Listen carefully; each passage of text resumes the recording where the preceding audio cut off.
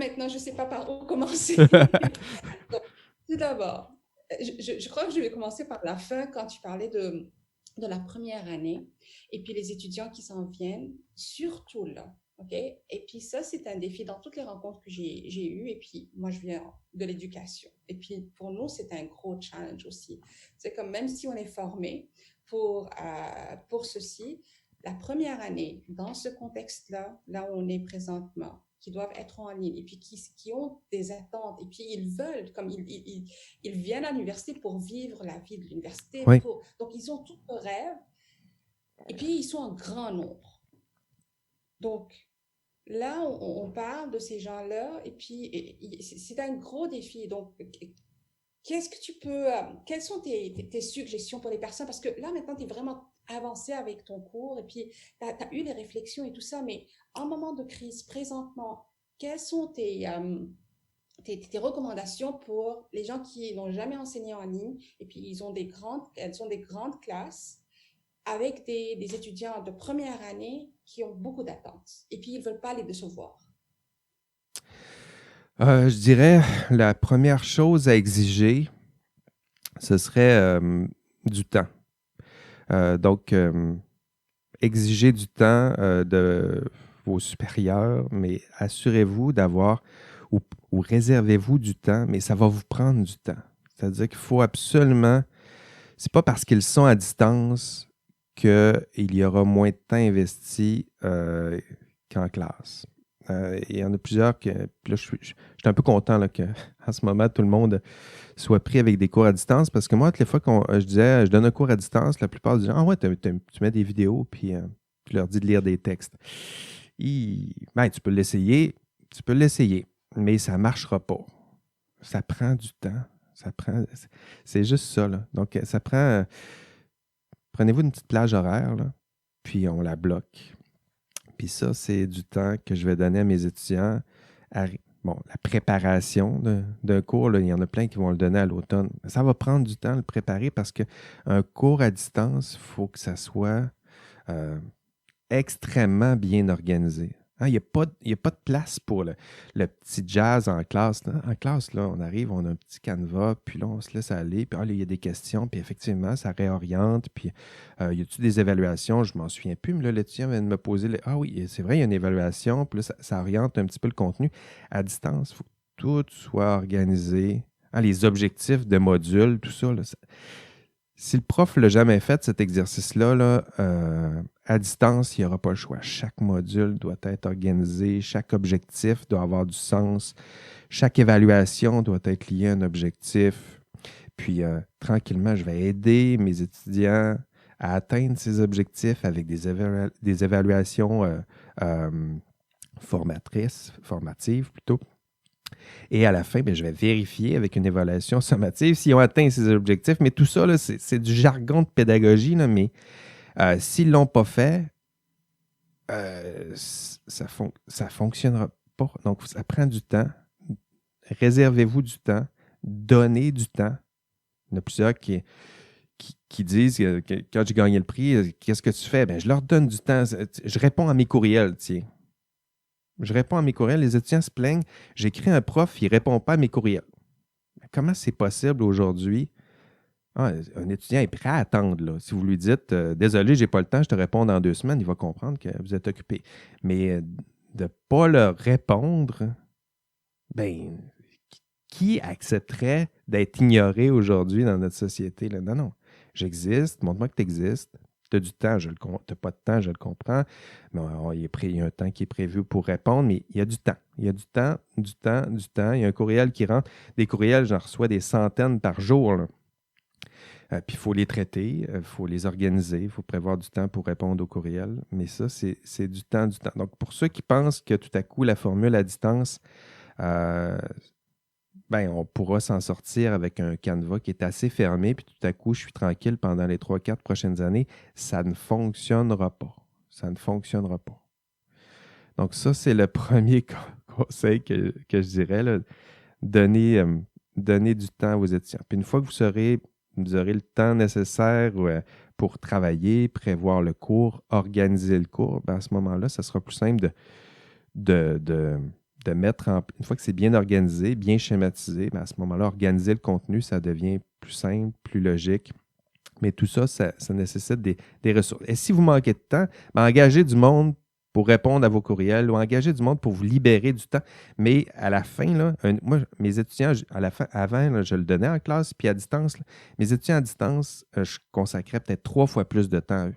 C'est pas compliqué. En classe, je le disais tout à l'heure, là, je me pointe, je leur donne un petit sourire, je fais une petite blague, puis la connexion se fait.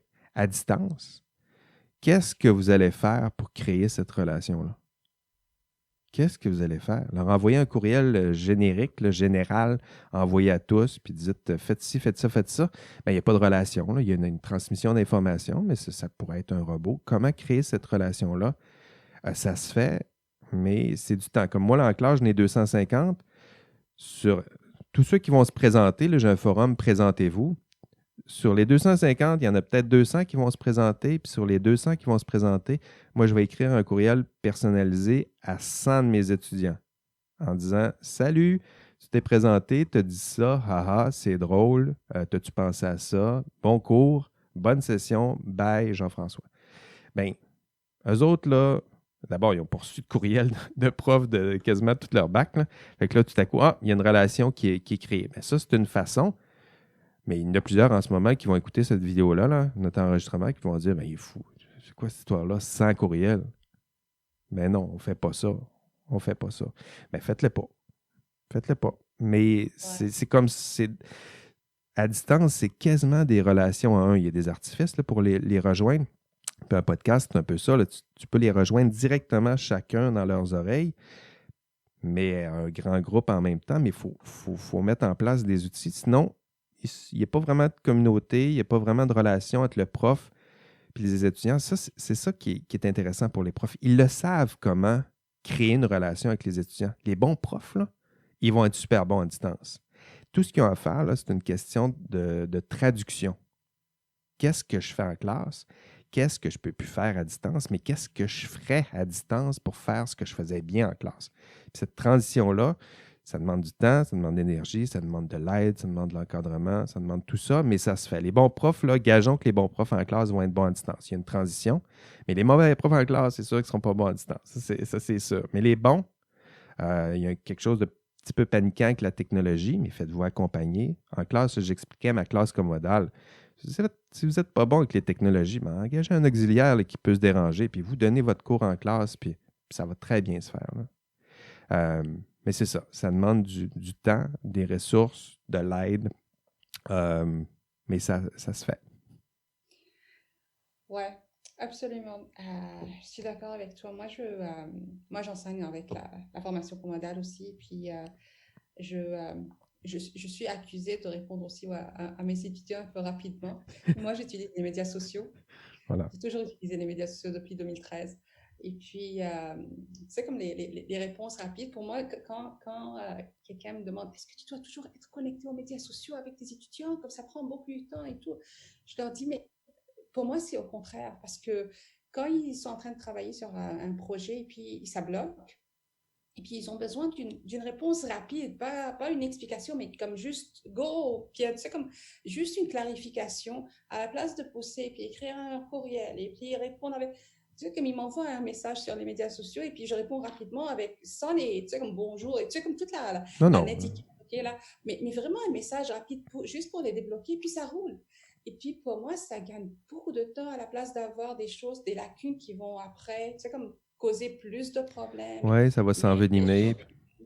Oui, moi j'ai adopté cette réaction rapide aux étudiants qui m'a fait en réalité gagner beaucoup de temps dans le processus et puis dans mes cours. Mais c'est pas facile à tout le monde, surtout si on n'est pas à l'aise avec la technologie ou bien on n'arrive pas vraiment entre la recherche et puis entre toutes les différentes responsabilités aussi vraiment consacrer beaucoup de temps. C'est un gros défi. Je comprends très bien à beaucoup de professeurs. Euh, je veux retourner en arrière quand tu présentais les 5 différents projets. Pour quelqu'un qui vient de découvrir ces projets-là, comment on peut décrire l'expérience de l'apprenant? Parce que on voit ces 5 différents projets, mais est-ce que c'est vraiment 5 ou c'est vraiment la combinaison entre ces 5 qui se représentent dans ton cours? En fait, tout, Comment on voit l'expérience étudiante? tout ça, c'est dans le cours. C'est-à-dire que la présentation que j'ai faite, je dirais que c'est quasiment chronologique, là, c'est-à-dire ça n'arrive pas d'un bloc, là. J'ai jamais tout fait ça. J'aurais jamais été capable de faire tout ça en même temps. Mais c'est des petites idées. Toujours, c'est le besoin de m'ajuster à mes étudiants, de me donner un cours qui est intéressant pour moi, pour eux. Puis c'est chronologiquement que j'ai instauré ça. Puis ça finit par s'accumuler. Mais l'étudiant qui met le pied dans mon cours en ce moment, ben, il y a tout ça en même temps, là. Alors qu'il y a 10 ans, il n'y avait rien de tout ça, là. Puis d'ailleurs, je remercie mes anciens étudiants d'avoir été patients à mon endroit parce qu'il faut aussi là, que les étudiants soient patients à l'endroit des jeunes profs. Je le disais tantôt, on n'est pas formés. Qui a eu de la formation en pédagogie à part ceux qui ont étudié en pédagogie? Personne. Donc, il faut être patient envers les profs, mais en même temps, les profs, il faut qu'ils soient au moins honnêtes, suffisamment honnêtes et consciencieux pour dire je ne suis pas formé, donc je vais me former, je vais développer, je vais me réserver du temps. Ben oui, c'est des horaires de chercheurs, c'est compliqué, là. Je comprends tout ça, mais l'institution universitaire, il n'y a pas juste la recherche. Je comprends que c'est celle-là qui est valorisée en ce moment. Euh, Plus, en tout cas, dans un CV, c'est celle qui semble être la prioritaire, mais on a d'autres. En fait, notre rôle social, il y a de l'enseignement, là. Demandez aux étudiants qui arrivent à l'université, c'est quoi un prof? Ils ne vous diront pas sa recherche, je ne sais pas, je n'ai même pas lu, mais je veux que ça soit un bon prof en avant, là. Moi, j'arrive en avant pour apprendre, pour avoir une expérience intellectuelle passionnante. Je veux apprendre, je suis là pour grandir, changer, devenir un homme. Ça pourrait être ça pourrait être un élément important. Je pense qu'il faut rassurer les étudiants, là. Donc, comme prof, c'est important que le cours soit organisé, mais c'est important de rassurer les étudiants. Moi, je me rappelle, les étudiants en sciences et génie sont assez performants là, quand ils arrivent face à un cours d'éthique. C'est plus la peur que d'autres choses. C'est-à-dire que c'est quoi cette babite-là? Est-ce que je vais couler pour la première fois un cours dans ma vie parce que je ne comprends rien à l'éthique? Donc, il y a besoin des rassurer. Puis là, pour les rassurer, mais là, il faut que tu leur dises, mais mon cours est organisé. Puis il y a des objectifs. Puis en plus, ces objectifs-là sont atteignables. C'est pas. Moi, je me rappelle, j'avais déjà suivi un cours, là. Il fallait que je saisisse la pensée de Platon, là. Comment je peux saisir une pensée d'un philosophe que. Bon, c'est un objectif. C'est intéressant. Est-ce qu'il est atteignable? En tout cas, je ne l'ai pas encore atteint, là. Puis je suis un prof de philo depuis plusieurs années. Donc, avoir des objectifs qui sont atteignables, tu leur dis, ben oui, ils sont atteignables, puis voici ce que vous devez faire, puis voici comment vous allez les atteindre. Puis, donc, ça, il y a quelque chose de rassurant. Puis, je dirais un autre conseil que je pourrais donner aux profs, c'est essayer de vous rappeler ce à quoi vous ressembliez il y a lorsque vous aviez 19 ans. 19, 20 ans. C'est-à-dire que moi, j'entends les profs autour de moi, là, hey, ils sont pas organisés, ils sont désorganisés, ils écrivent mal, puis ouais, ben oui, mais à 19 ans, ben, on est désorganisé, puis on écrit mal. Puis quand on est rendu à 40 ans, ben, on n'a pas le choix. Fait qu'on est organisé, puis on écrit bien, ou mieux. Mais c'est ça, là. Donc, être rassurant pour les étudiants, puis essayer de ne pas perdre. Plus on enseigne longtemps, je dirais, plus on risque d'oublier ce à quoi on ressemblait à cet âge-là. Puis à cet âge-là, on a peur, on veut réussir, on est désorganisé, on fait le party. Donc, il y a tout ça en même temps, puis en même temps, on veut réussir. Donc, le prof, il y a aussi à ne pas oublier c'est quoi un étudiant de 19-23, c'est quoi ses attentes, c'est quoi ses besoins. Quand on reçoit un courriel en fin de session, là, puis là, les courriels commencent à avoir des points d'exclamation, puis tout ça, ben, on peut le juger en disant ah, je vais y répondre avec 3, 4 points d'exclamation, puis il va savoir c'est qui son prof. Puis, alors que, ben non, c'est un étudiant, il a 19 ans, il est désorganisé, fait qu'il n'a rien fait. Il a peut-être fait le party la veille, puis il t'écrit avec des points d'exclamation parce qu'il est impatient, les gens dans son équipe ne font plus rien. Il a peur, ben, rassure-le, écris-lui avec des points, puis des virgules. Puis c'est pas grave, ça va aller, on se calme, on reste respectueux, mais on continue, on ne lâche pas. Absolument, absolument. OK, là, on va passer au travail dans les coulisses. Donc, c'est c'est super inspirant, les différents projets, puis les différentes expériences que tu donnes aux apprenants. Mais tu as parlé du temps, mais quoi d'autre? Comme par exemple, surtout là, tu as dit que tu pouvais partager les exemples de l'application, ou bien des exemples de ton spreadsheet avec Avec les comment tu trophées, appelles, là. les trophées. Et puis, donc, tout le travail du back-end, qu'est-ce que tu peux partager avec nous pour que les gens puissent avoir une idée, qu'est-ce que ça prend, tout ça? Ben, je pourrais peut-être déjà repartager je pense que je l'ai, la vidéo. Pour ceux qui voudraient la voir. Non, elle est ici. J'espère qu'elle va décoller. Oui. Comme ça, Quel logiciel tu utilises pour le podcast, par exemple? comment? Le logiciel que tu utilises pour le podcast, lequel? Le logiciel que j'utilise pour enregistrer, c'est Audacity. Donc ça, c'est un logiciel qui est gratuit. Je vais arrêter là, parce que ça va distraire un peu. Ah non, je vais le laisser aller. Tiens, on voit des vidéos. Euh, le podcast, en fait, pour produire un podcast, c'est pas compliqué. Ça prend une application qui s'appelle Audacity, qu'on installe. Elle est gratuite. Elle est assez intuitive, là, je dirais que c'est pas si compliqué que ça. Ça prend un micro. Si vous avez un micro de votre cellulaire, ça fonctionne. On branche ça dans l'ordinateur. Sinon, si vous voulez aller plus gros, vous allez chercher des micros qui sont plus intéressants. Mais l'enregistrement, c'est pas compliqué. Puis après ça, pour publier ces podcasts-là, dans le fond, on va chercher un hébergeur. Moi, j'utilise Podbean, qui est un hébergeur. Il y en a plusieurs autres, là, je le mentionne parce que celui-là, je le connais un peu mieux. Puis je prends mon enregistrement. J'ai fait une sauvegarde de mon enregistrement audio, puis je le dépose sur Podbean. Fait que là, il va me demander toutes sortes d'informations. Je réponds aux questions. Puis lui, il va me donner un fil RSS. Donc, un fil RSS, là, c'est une adresse qui pointe vers Podbean. Puis, cette adresse RSS-là, je la soumets à Apple Podcast, Spotify, Google Podcast. Puis, une fois, ça, on le fait. Puis, une fois qu'ils ont accepté l'adresse, ben là, après ça, à toutes les fois que je vais déposer un nouvel enregistrement sur Podbean, il va être téléchargé automatiquement ou téléversé automatiquement sur les applications de podcast traditionnelles. Et puis, donc, c'est un processus d'une seule fois et puis ça part automatiquement. Et puis, les étudiants, pour trouver tes podcasts, c'est sur mon portail et puis tu les envoies ou bien ils s'enregistrent Sur sur la page d'accueil, c'est écrit plusieurs choses, mais entre autres, il y a le podcast FI 39.0. Si vous voulez vous abonner, là, j'ai mis une icône Apple Podcast, Spotify, Google Podcast, il y en a d'autres. Puis là, je les oublie puis, pendant que je les mentionne. Puis on a juste à cliquer, puis ça va tomber sur leur diffuseur préféré. Spotify, entre autres, là, moi, je ne savais pas, mais je regarde mes téléchargements, puis c'est à peu près 50% de tous mes téléchargements. Moi, je pensais que c'était Apple Podcast parce que je suis sur Apple. Puis c'est à peu près, Apple, c'est à peu près 7% de mes téléchargements qui viennent de là. Donc, les profs ont des iPhones, mais peut-être pas les étudiants, ils ne sont pas exactement là-dessus. Eux autres, c'est sur Spotify. Puis, une fois qu'ils sont abonnés à ton podcast, à chaque semaine, ils vont avoir ton podcast automatiquement qui arrive dans leur feed. J'ai pas le mot français, là. Puis, il va rester ça à faire.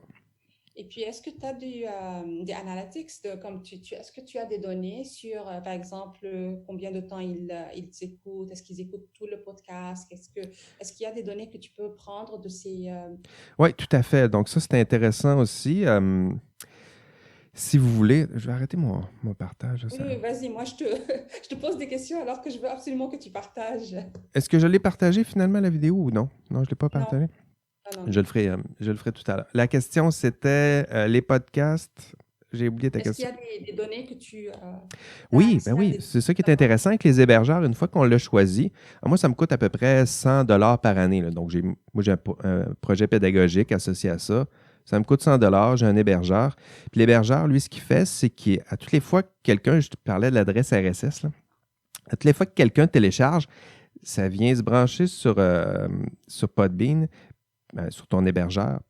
puis après ça, ben, c'est téléversé vers les autres. Donc, eux autres sont capables de voir la statistique, d'où ça vient la demande de téléchargement. Donc, ils vont te produire un rapport, même avec la formule de base, là, ils te produisent un rapport. J'imagine que si on paye encore plus cher, il y a des formules détaillées, mais moi, j'ai le nombre de téléchargements, l'heure de téléchargement, le profil de mes téléchargeurs, l'endroit dans le monde où ils se situent. Donc, moi, j'ai vu que j'en avais 2 au Congo, j'en avais 2 en Suisse, 3 en France, j'en avais 192 au Canada, quelques-uns aux États-Unis. Mais ça, on voit ça, mais c'est généré automatiquement. Puis c'est intéressant d'aller voir l'analytics de ça pour voir où je suis écouté, où sont mes étudiants, peut-être. Là, ça, c'est intéressant aussi.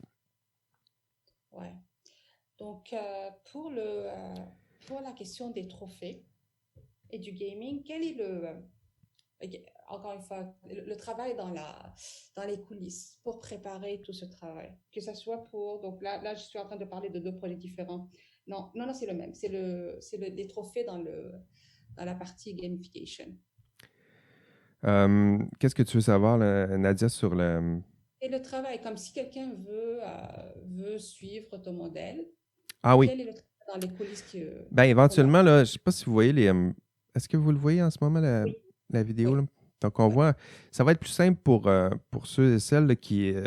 là, on est en train de développer cette application-là. C'est-à-dire qu'avant, moi, c'était compliqué. Vous voyez les trophées, là? Là, il y a le cours éthique et professionnalisme, mais il va y avoir des modèles comme ça pour n'importe quel autre cours. Moi, ce que je faisais en ce moment, c'est pour chaque comportement qui est intéressant, j'envoyais un petit courriel. Bravo, tu as été en classe 12 fois, tu as reçu un trophée. Bravo, je sais pas, tu as fait une communication qui a fait rire la classe ou tu as participé, tu n'arrêtes pas de poser des questions en classe. Ah, j'ai reconnu ça. Voici, tu as un trophée. Puis je leur envoyais des petits trophées par courriel, puis je prenais en note dans un fichier Excel. Donc ça, c'était le travail que je faisais. Mais pour les profs, je vous décourage de faire ça. Je vous encourage plutôt, vous pouvez le faire, là, mais avec humilité, puis le savoir que ça exige beaucoup de temps. Mais ce que vous voyez à l'écran, puis vous le voyez, là, Nadia, Oui, oui, oui. la vidéo? Ben, ce qu'ils sont en train de développer, c'est un peu ça, là, c'est-à-dire un système de trophées et récompenses. Pour ceux qui n'aiment pas l'idée de trophée, c'est l'idée de donner des micro-récompenses, puis que les professeurs pourraient s'abonner à ce genre d'outil-là. C'est-à-dire que l'université va offrir ça, un outil qu'on pourrait ajouter à l'ENA. Donc, c'est un système de trophées. Puis après ça, le professeur pourra choisir les trophées qu'il veut donner, choisir les noms qu'il veut donner aux trophées, choisir le nombre de points éventuellement que ça peut valoir, quel type de comportement il souhaite encourager. Est-ce que le prof veut donner plus de trophées pour l'excellence, un peu plus ou un peu moins pour, tantôt je parlais de création, tout ça. Chaque professeur est tout à fait libre là, de concevoir c'est quoi pour lui l'engagement ou c'est quoi un vrai cours universitaire. Il y en a plusieurs qui ont plusieurs philosophies de l'enseignement. Ben ça, c'est une façon d'encourager des comportements qui sont alignés sur ta compréhension ou ta philosophie de c'est quoi, à quoi ça peut ressembler un cours universitaire. Donc, éventuellement, ce genre d'outil-là, ça s'en vient. Je le trouve intéressant. Tu sais, les professeurs, ils cherchent tout le temps là, on peut sanctionner avec le bâton, mais la carotte, là, plein de petites carottes, là, comment on peut aider l'étudiant comment on peut le stimuler à faire toutes sortes de petits comportements aidants pour lui, aidants pour la vie du cours. Puis à la fin, ça va l'aider à réussir. Je vais arrêter là. Et puis, donc, ce système de trophées, de badges, comment ça se traduit dans le cours? Donc, c'est une note de participation, c'est une note de... Comment ça se traduit après dans les résultats? Parce que c'est là où... Dans les résultats, moi, j'offre 5 points de bonus. Il y en a plusieurs qui vont dire tu donnes 5 points de bonus parce que l'étudiant est présent en classe. Non, c'est plus compliqué que ça, là. C'est 5 points de bonus que les étudiants peuvent aller chercher avec plusieurs comportements. C'est-à-dire que ce n'est pas parce que tu gagnes un trophée que tu as un point, mais si tu en accumules des trophées dans une catégorie, à un moment donné, il y a un point gratuit sur ta note finale qui apparaît. Donc ça, on veut stimuler des comportements, mais en même temps, les étudiants, il ça fonctionne aussi avec des points. On peut bien dire que c'est important que vous soyez présent en classe, c'est important que vous soyez engagé, participatif, mais c'est ça, souvent on se satisfait de peu. Puis s'il n'y a rien comme récompense, si c'est des micro-récompenses, s'il n'y a rien comme récompense, pourquoi je le ferais? On a beau leur dire, oui, mais c'est parce que ça va t'aider à réussir. Mais justement, aidons-les à s'aider à réussir. On va le formuler comme ça, là, avec des petites micro-récompenses. Donc, c'est ça, c'est 5 points maximum. Dans ma classe, tu vois, j'en ai 250 en ce moment. Là, j'en ai à peu près 10 sur 250 qui sont allés chercher les 5 points maximum. Puis il y en a plein qui luttent. Il y a toutes sortes de trophées étranges aussi que je leur donne. Là, il y a un trophée. Les noms de trophées, c'est intéressant. Moi, si tu étais présent en classe, ben, le trophée, ça s'appelle Mon corps y était. Hein? C'est-à-dire, bon, est-ce que tu étais là mentalement? Je ne sais pas, mais au moins, tu étais là physiquement. Donc, c'est ça. Je leur donne des petits trophées, souvent humoristiques. Ça crée aussi une dynamique intéressante. Des fois, je me sers aussi, tout à l'heure, on parlait de l'univers geek. Je me sers aussi de certains clins d'œil à l'univers geek avec mes noms de trophées.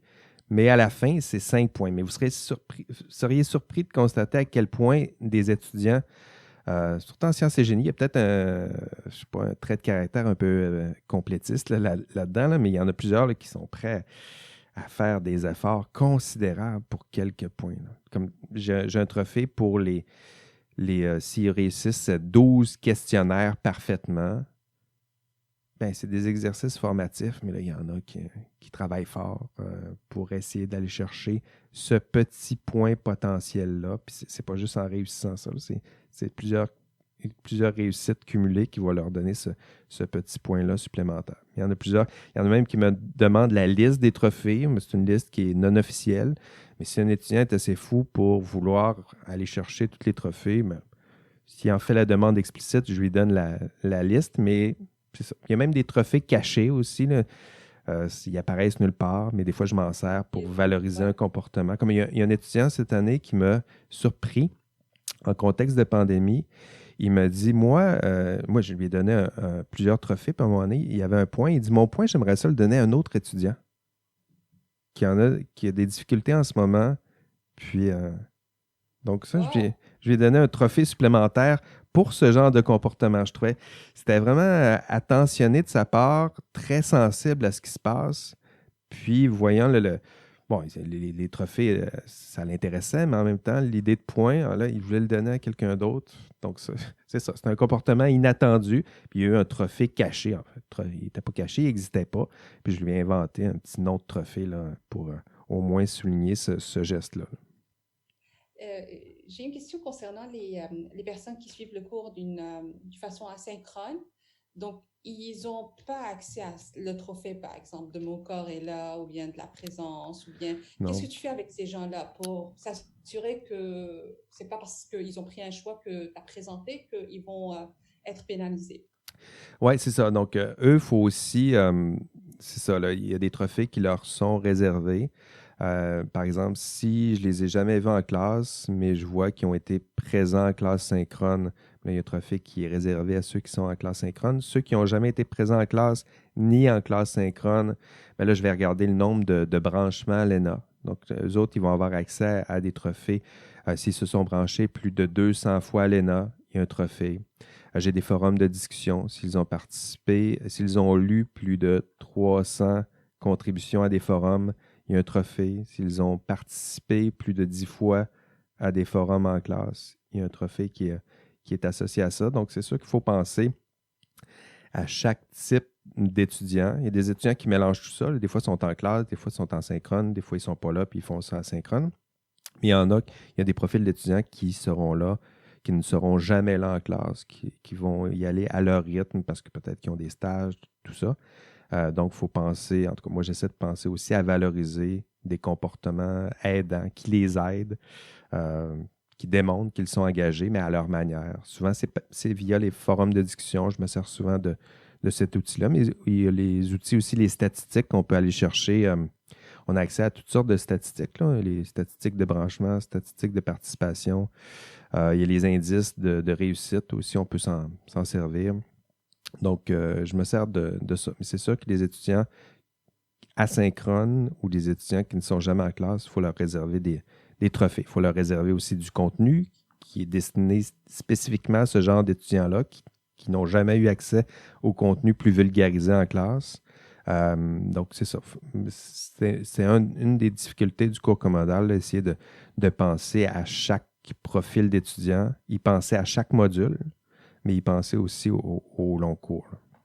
Je vais te poser une dernière question qui a un rapport avec aussi un gros challenge que tout le monde est en train de faire face auquel on est en train de faire face, et puis c'est l'équité. Comment tu t'assures d'assurer l'équité dans tes cours concernant pour les étudiants? J'aurais plusieurs exemples à donner, mais je pense que le geste d'équité le plus... il y a les mesures d'accommodement, évidemment, là, mais la mesure d'équité, moi, que je trouve la plus importante, c'est essayer d'identifier les étudiants qui ont le plus de problèmes à distance. Ça se voit, ça s'identifie quand même assez vite là, avec les outils statistiques. Un étudiant, après 3 semaines, qui ne s'est pas branché à l'ENA, c'est possible de le savoir. On va voir dans les statistiques du cours, puis tu les mets en ordre.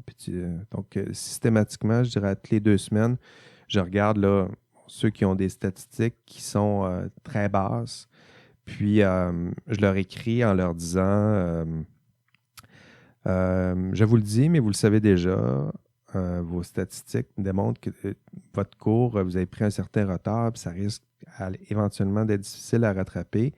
Est-ce que je peux vous aider? Donc, comment je peux vous aider dans ce contexte-là? Puis vous seriez surprise de voir combien de personnes me répondent. C'est-à-dire que c'est souvent ça. Ils cherchent de l'aide. Il y a des choses qu'on peut leur offrir, mais d'autres mais au moins une oreille attentive de dire, vous savez, votre prof, il voit là, que vous avez de la misère, puis votre prof, il est prêt à vous aider. Puis ça, je pense qu'on parlait de réserver du temps. Réserver du temps aux étudiants qui sont les plus dans le besoin. Puis ça, à distance, c'est quelque chose qui est plus facile à identifier. L'étudiant en classe qui n'est jamais là, il est dur à identifier parce qu'il n'est jamais là. À moins de prendre les présences, on ne le saura jamais. Puis on se dit, ça va bien dans ce cours-là, tout le monde est participatif. Ouais, mais il y en a un qui n'est pas là, qui est peut-être en dépression chez eux. Donc, à distance, ça se voit. Donc, il y a un suivi qui est peut-être plus serré. Puis identifier, oui, les étudiants, tout à l'heure, je parlais de mon système de trophées. C'est facile d'identifier les étudiants qui, après 3 semaines, ils vont réussir leur cours. Là. On le voit facilement. Mais ceux qui s'en vont vers un échec, il faut rapidement les identifier. On a les outils pour ça. Leur offrir de l'aide. Je peux pas faire le cours à leur place, mais au moins leur dire qu'est-ce que je peux faire. Si c'est dépression, tout ça, mais leur offrir, il y a de l'aide à l'université. Là.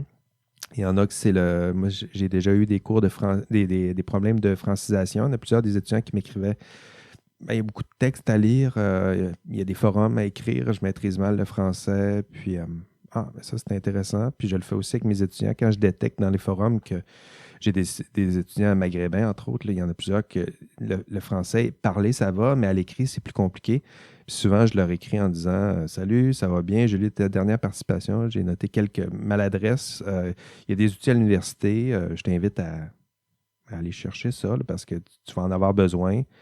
Puis même si c'est un Québécois de Saint-Lin-Lin, s'il y a des problèmes en français, je lui dis aussi en disant, écoute, c'est une qualité là, que tu devras développer, puis il y a des outils à l'université, puis travaille là-dessus, tu es là pour te former, puis dans 10 ans, tu vas me remercier d'avoir travaillé là-dessus. Mais c'est ça, je pense qu'en matière d'équité, aider les étudiants qui sont dans le besoin, les accommodements, c'en est un. Les étudiants qui sont en difficulté, les étudiants qui ont des problèmes, tout à l'heure, tu parlais de... difficulté d'accès au contenu, produire puis prévoir du contenu qui est téléchargeable, c'est intéressant. Donc, pas juste du contenu auquel on peut avoir accès en streamant ou en se branchant sur le site. Là, une fois qu'on se branche, on se trouve un café Internet à quelque part. Si on peut télécharger le contenu, les podcasts, ça se télécharge, les vidéos, les audios, tout ça, ça se télécharge. Donc, ça, c'est une belle façon d'éviter ça ou de régler ce genre de problème-là. Puis sinon, là, j'en vois pas d'autres. Il y en a évidemment d'autres, là. Évidemment. Mais pour l'instant, là, j'en vois pas dans mon cas. Moi, j'avais prévu 1 heure, mais là, on est rendu à presque 1 heure et demie. Et puis, je te dis là, ce que tu as partagé est super intéressant, super pertinent. Je crois que c'est vraiment, comme, merci beaucoup pour ton temps et pour tout ce partage-là. Merci, Et Nadia. puis, comme tu as dit, le projet de podcast, ça serait un projet super, super, super pertinent. Et puis, le plus on s'en va vers l'asynchrone, et puis le plus on s'en va vers c'est comme tout l'apprentissage en ligne et puis à distance, surtout durant cette pandémie-là, je crois que le travail avec les podcasts est super, super utile. Oui, Euh, alors, moi, je vais inviter tout le monde, comme peu importe qui est en train de nous regarder là, de regarder la vidéo, de vraiment te contacter parce que oui. là, tu as développé une expertise avec les podcasts. Et puis, moi, je vais être une des personnes qui va parler avec toi des podcasts après. Mais oui, c'est sûr. Mais Moi, je suis prêt. J'adore ça. Je trouve que c'est le fun d'abord juste de discuter de ce genre d'enjeu-là avec une personne compétente, des invités, des profs. Je trouve que c'est un sujet facile. C'est un sujet qu'on aime aborder parce que c'est quotidien, là, des problèmes en enseignement. Là, on en a tous les jours, des défis. Toi, comment tu fais ça? J'ai des problèmes. Juste mes forums de discussion en ce moment, là, si quelqu'un a une solution sur les forums de discussion là, qui me fasse signe, mais c'est pas un outil qui est adapté. Toutes les fois que je croise un prof, je parle des forums, ça n'a pas d'allure. Mais c'est ça, ce genre de petite communauté-là, s'aider entre nous, discuter, entendre d'autres problèmes, entendre des pistes de solutions, c'est sûr qu'il y a quelque chose à faire. Dans mon cours, c'est ça, je m'en sers au début de mon cours. Au lieu de faire encore mon cours, ça fait plusieurs fois que je le donne. Là. Je ne me mettrai pas devant un Zoom comme ça à parler pendant 3 heures, à dire quelque chose que j'ai déjà radoté en classe. Mais je vous dis, allez voir le cours en classe. Il est pertinent, je l'ai donné, puis je l'ai bien donné, puis allez voir, c'est bon. Mais en même temps, aujourd'hui, je vais juste être là, je réponds à vos questions, puis je vous prépare un peu au contenu que vous allez voir, tel texte que vous devez lire, puis tranquillement, on crée cette relation-là. Puis ça n'oblige pas le prof aussi à passer encore 3 heures devant son écran. C'est épuisant, là, ça fait déjà 1 heure et demie. Là. Il fait chaud dans cette maison-là. absolument. Puis la dernière chose que je veux dire, c'est que quand tu parles des podcasts, tu parles comme si c'est quelque chose de super simple, super facile. Mais je comprends très bien le travail qui est derrière le podcast parce que, encore une fois, oui, c'est 1 demi-heure. Et puis les gens sont en train de faire quelque chose, mais ça doit être vraiment une demi-heure qui est très bien travaillée pour vraiment garder l'attention des personnes qui Oui, sont en train de t'écouter. Alors, je crois que c'est aussi, il y ça a que. du travail que tu fais pour organiser puis avoir, tu sais, comme c'est, Mais qu'est-ce que tu es en train de dire, le ton de voix, le contenu de tes podcasts. Alors, tu dis que c'est facile, mais je suis certaine que Non, le c'est ça. travail que tu Ben, fais je pense que derrière ça, c'est énorme et puis sans même se super rendre, intéressant. sans même jusqu'à aller au podcast, mais juste des enregistrements audio. Tantôt, je parlais d'Audacity. Moi, j'ai commencé, ben, c'était pas des podcasts à l'époque, c'était des commentaires audio. C'est-à-dire que quand j'avais accès aux travaux pratiques des étudiants, ben, au lieu de leur envoyer des commentaires écrits qu'ils liront jamais, je leur envoyais un commentaire audio en disant Salut Joseph, salut Charles, salut, bon, j'ai lu votre texte, puis c'est pas bon, mais non, c'est pas vrai, je dis pas ça, mais voici ce que vous pourriez améliorer, puis voici ce que vous devez faire pour l'autre TP qui s'en vient, puis j'espère que ça se passe bien pour vous, puis bonne fin de session. Puis j'envoyais cet enregistrement à tous les étudiants. Ça aussi, c'est une autre façon de créer ce lien-là avec l'étudiant. Au lieu de lui envoyer des textes, son texte rougi avec des points d'exclamation, ben, bonne chance pour créer une relation après. Mais si tu l'envoies une petite audio comme ça, ben, il l'écoute. Puis on le souhaite qu'il l'écoute, mais en même temps, ça te permet de donner le ton que toi, tu aimes avoir avec tes étudiants, puis essayer de tranquillement créer ces liens-là. Il faut profiter de toutes ces chances-là pour les créer, ces liens. Sinon, il n'y a pas y a pas de vie, il n'y a pas de classe, il n'y a pas de fun. Tiens. Allez, je te souhaite un bon week-end et puis une belle fin de session. Et puis, on reste. Je t'envoie la vidéo dès qu'elle est en ligne. C'est le début d'une longue conversation, Nadia. OK. Allez, bye Ciao, ciao. bye. Bye.